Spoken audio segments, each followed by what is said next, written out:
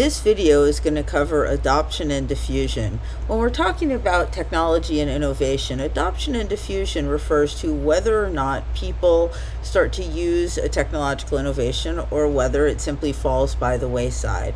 As a general rule, it's not simply whether something's needed or not, but there's a whole host of social, cultural, and political factors that play into whether or not different technologies are adopted. Adoption refers to the decision to start using an innovation for a very specific goal. Diffusion is the process by which, over time, that innovation is adopted by the larger social group. So together, adoption and diffusion are the micro and macro process. Jared Diamond notes that adoption and diffusion across cultures and societies depends on two key factors: the ease of invention, how easily can another society copy this invention, and interconnectedness, how connected are different societies and groups. Technological regression occurs when a society abandons a technology regardless of whether the cultures around them are using it. Technological regression tends to occur when the norms, values, customs, power relations, or politics of the society don't match with the new technology. According to Rogers, there's 4 key elements in the diffusion of innovations. First, the innovation itself. Second, channels of communication. Third, time. And fourth, the social system. Rogers gives us 5 characteristics of the innovation itself that help identify whether it will be adopted. First is relative advantage. Does the innovation offer a relative advantage, or is it better than what was being used before? Is there a reason to adopt this, something that makes us want to try it? Second is compatibility. That's how well it fits with existing norms, values, and attitudes. Things that are a good fit are obviously more likely to be adopted. Third is complexity. How much does a user need to know to be able to use it? Things with high degrees of complexity are less likely to be adopted. Fourth is trial ability. This allows people to get hands-on experience. Can people try it out and see if they want to adopt it? And lastly is observability. Are they able to see how it's working? Are they able to see that it's valuable to those around them? Channels of communication are also critical when attempting to adopt new technologies. Mass media can be effective, but people are actually often more impressed by word of mouth. Peers, and especially peers who know you well or trusted family members, are often people you're more likely to listen to when discussing new technologies and perhaps whether they'd be the right thing for you. Time to diffusion and adoption can also be relevant to some. We call this the rate of adoption. Adopter categories, or when different groups adopt them, will be discussed later, but overall this is of less interest to social scientists. Rogers defined a social system as a set of interrelated units engaging in joint problem solving to achieve goals. Rogers highlights that values, norms, and beliefs are very important in whether or not new technologies are adopted. Rogers identifies 5 stages in the innovation decision-making process.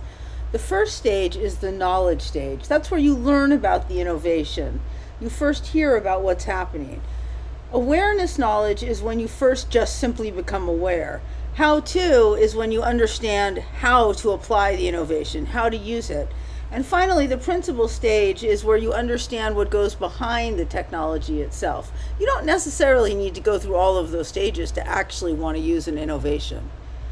The second distinct stage is the persuasion stage. That's where you continue to seek out more information. Really, you're trying to persuade yourself. The third stage is the decision stage, where you come to the conclusion that you want to adopt the technology.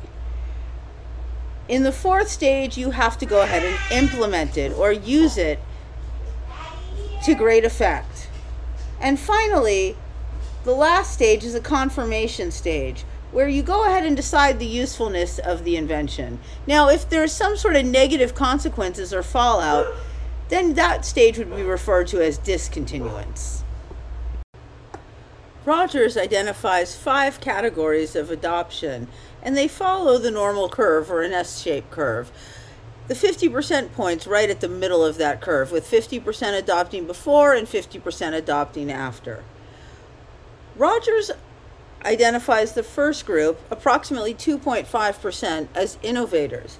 Innovators are gatekeepers. Innovation's risky, and they're able to go ahead and take that risk. The next group are early adopters. Early adopters are often referred to as opinion leaders, and they constitute about 13.5%. While gatekeepers are generally cosmopolitan, early adopters are simply people who have ties in the larger community. The early majority constitutes about 34%, and there are people who are generally interconnected. They're willing to adopt a little bit earlier than other people, but they're not gatekeepers or opinion leaders. Late majority are people who on average adopt a little bit later. They want to wait and see what other people are going to do first. That's about 34%. Laggards are the final people to adopt, about 16%. They tend to be fairly traditional. They're not particularly interested in technology, and they're often a little bit more isolated. Once you've hit this point, you've hit saturation. Some critique Rogers' theory. They point out that it doesn't really explain organizational decisions. It also hasn't really had enough empirical testing. Most people do agree there are lots of useful things in it, but it definitely needs to be updated. And finally, there isn't really a consideration of relations of power. Things that might explain how some things might get shut down and other things might get elevated. Obviously, for diffusion and adoption, you want to create a loyal base. How do you do this? Well, first of all, you want to reward your innovators and early adopters. You don't want to alienate them. Apple provides an example of that early on. When they dropped the price of the iPhone, it upset fans who'd paid full price. Branding. Naomi Klein highlights lots of different ways that companies use things like celebrities to brand themselves. You can also have technological integration. If it's easier to use one product when combined with another, that's going to make people lean toward one company or one product. And finally, of course, we have public policy.